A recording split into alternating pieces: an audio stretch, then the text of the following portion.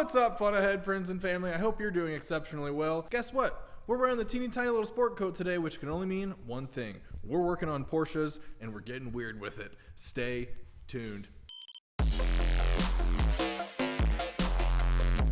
Today, we're venturing into a little bit of an uncharted territory for myself, and that is porting cylinder heads. This is not really something that you see much with regards to M96, M97 engines, but this is kind of one of those things where I'm like, well, I'm in there. I might as well, right? If you're wondering what cylinder head porting is or what it means, well, we'll get into that in more detail in a little bit. Basically, just know that it improves your performance by allowing for more airflow throughout your cylinder head, which more airflow equals more horsepower. So without further ado, let's go ahead and take those cylinder heads down. Actually, just before we get into that, what I mean when I say take down cylinder heads, I just mean we need to remove the valves, all of the valve springs, hardware, etc. out of the cylinder heads in order to do this process. So let's go ahead and get to it.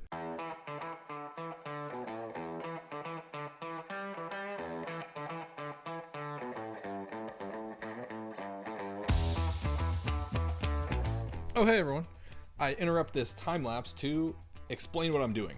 Obviously, I'm going through and I am taking out the valves. Basically, what I'm doing is I'm taking this tool right here and I am hitting the spring retainer really hard with a hammer. There's hammer. And what that's doing is knocking the spring retainer down far enough and compressing the spring far enough to expose the valve keepers. And those are sitting right on top of the valve. Those are held into the valve on these little ribs right there, at the very top of the valve. These are the keepers, by the way. That's what they look like. They just sit inside of the cup, inside of the spring retainer. So basically, you hit this down, it exposes those keepers enough to where the magnet inside of this can then attract those and pull them away from that valve. And then boom, it releases the valve.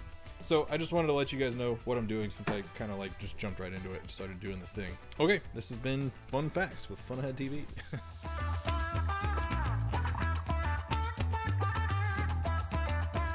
All right, we've got the cylinder head all taken down. As you can see, when you look through the intake ports, we can look right down into where the combustion chambers would normally be. So what is porting? Well, the idea of porting is to basically improve the airflow through a port. When you look at one of these ports, you can see that it is somewhat rough. This roughness, of course, is just the natural result of the casting process when they manufactured this head. Inherently, you're not going to have a perfectly smooth surface, and therefore you get some texture to that port.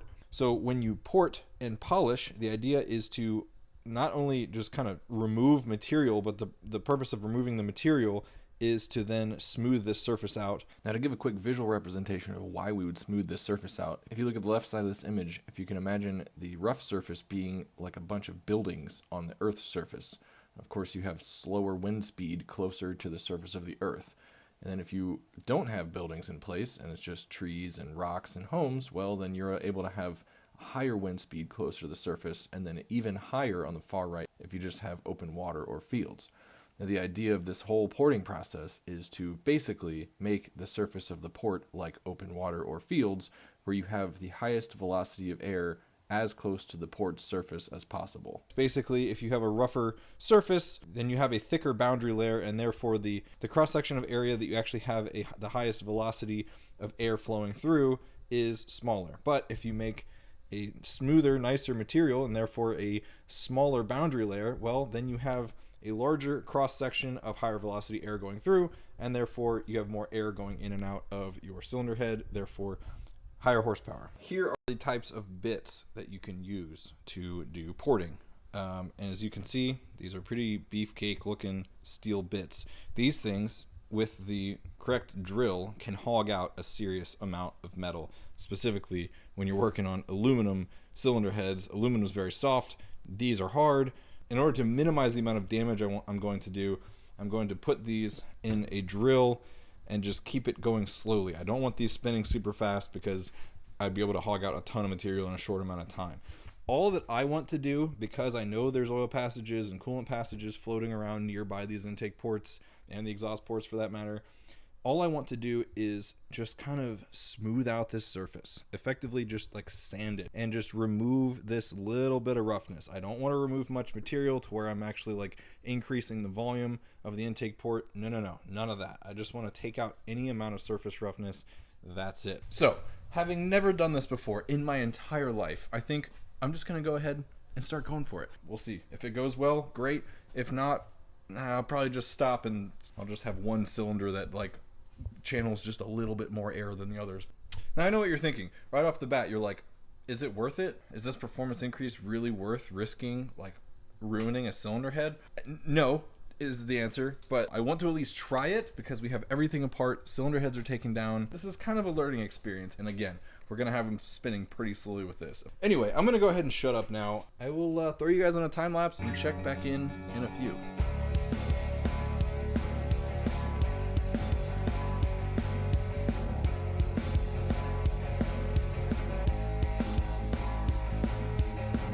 All right, now just for some preliminary satisfaction here, here's what we got. But I've done kind of where my finger is over and up here. I just most recently got the little injector channel right there. The injector sits literally like right there and sprays down this little channel. Meaning, you know, obviously that's kind of one of the key components of this. Obviously this whole channel flows air, but you know, this is what flows the fuel and this is where it mixes. But anyway, as you can see, we got quite a bit of it smoothed out, you know, and it did smooth out a lot, you know, like looking at this versus this. It might be hard to tell because of, you know, the reflections from the tool kind of like marring up the surface a little. But I mean, this is smooth when you feel it. I don't know, so far so good. These tools definitely do hog out material though. So I am being very conservative with this as of right now. I'm gonna attempt, I think, to try and get it from this side to where it actually goes into the cylinder. But the problem is, well, we've got the valve seats right here, and I don't even want to remotely risk touching those with this tool. If I mar up one of those, well, then no 3-angle valve job on the planet is going to be able to bring that valve seat back. And you know, that could get expensive in a hurry. So anyway, I'm just going to keep chugging along, seeing what I can get done. And, you know, I'll check back in with you guys periodically.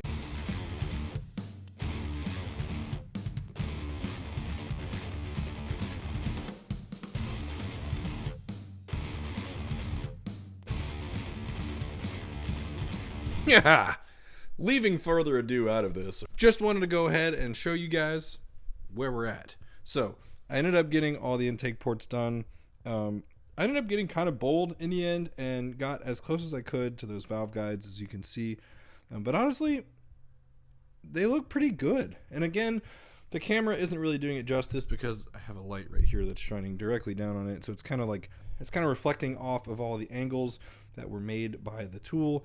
But I mean, honestly, this is like super smooth, and it's a huge difference from what just the bare casting material was like on that intake port. So I'm pretty thrilled with this result, and I definitely got better as I went. Let me show you what I did for the exhaust ports really quickly. So here we can see the cylinder head from the underside. I didn't end up going all the way into the exhaust ports. They were quite carboned up just on the inside of the ports here. So instead of porting the entire thing, I ended up just kind of cleaning up that carbon. I haven't decided yet if I want to go all the way up to where we meet the exhaust manifold / header yet. At least for now, I kind of like where this is at. It cleaned it up quite a bit for the entrance of the port. I think that will still help flow quite a bit. I mean, check it out from this view. I mean, even on these intake ports, you can tell they look pretty sweet. At least I think so. Anyway, all right, well, that is bank 1 cylinder head done. Now it's time to do the same thing to bank 2.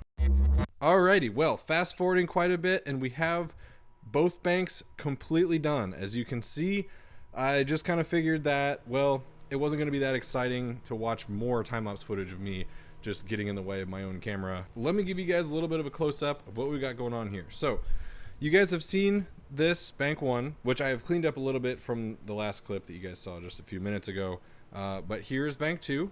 As you can see, it is quite clean. I think I got a lot better with every intake port, and they got more and more thorough. So I think honestly bank 2 is better than bank 1, especially when you look down around the valve guides for bank 2.